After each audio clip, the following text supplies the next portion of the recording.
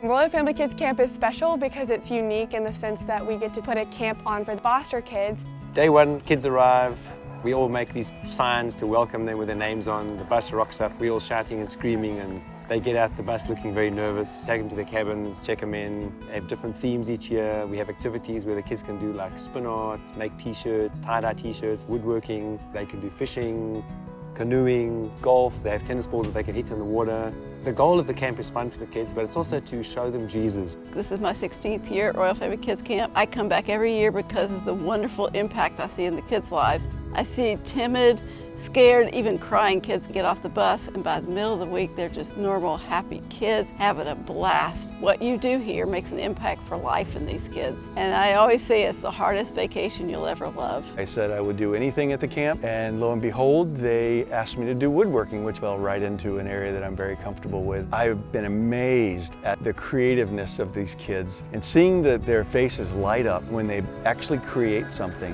One of our very last days, we do a tea party with the ladies. They get to dress up in super fun dresses. It's just a really fun day for them. We just kind of lift them up, just make them feel like princesses. One of the other things I really like is the birthday parties. Some of these kids have never had a birthday. Nobody celebrates them ever. They get the pizza, the cake, and they get the ice cream, and then they get a big bag of presents.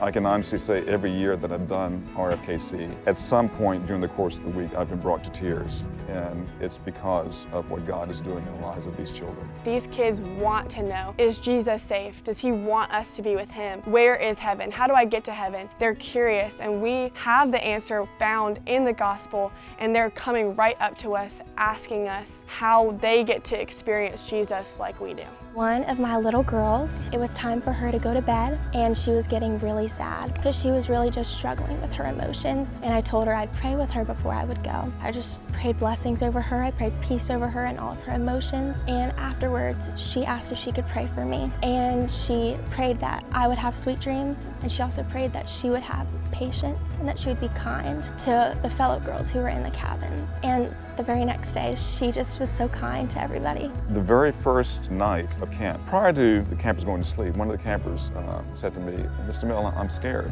I said, "What are you scared of?"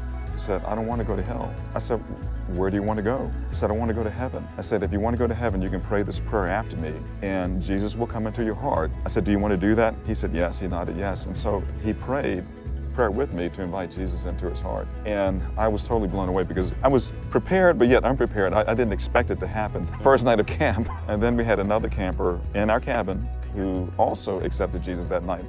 To God be all the glory.